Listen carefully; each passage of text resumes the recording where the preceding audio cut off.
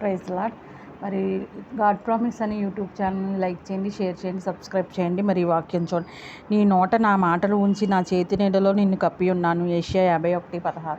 నీ నోట నా మాటలు ఉంచి నిన్ను నా చేతి నీడలో కప్పి ఉన్నాను. ఎంత తేటగా ఉంది ఈ మాట అంటే, మన నోట ఆయన మాటలు ఉన్నట్లయితే ఆయన చేతి నీడలో మనం కప్పబడతాం.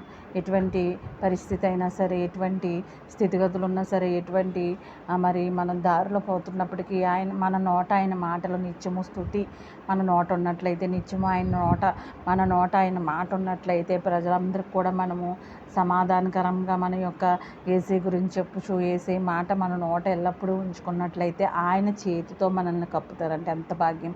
మరి ఆ విధంగా అట్టి రీతిలో ఉండాలంటే మన నోట ఆయన మాట ఎల్లప్పుడూ ఉండాలి. మరి ఎల్లప్పుడూ ఆయన మాటలు తలపోసుకొంచు ఆయన యొక్క బైబిల్ గ్రంథాన్ని చదువుతూ, మరి ఆ కీర్తనలు, సామెతలు, మరి ఇలాంటివన్నీ మరి ముందు మీరు కీర్తనలతో మొదలుపెట్టినట్టయితే సామెతలు, కీర్తనలు ఇలా ఇవన్నీ మొదలుపెట్టి చక్కగా బైబిల్ అంతా చదివి బిడ్డలుగా మనం ఉండాలి. మరి ఉందామా? ఆమేన్. హల్లెలూయా.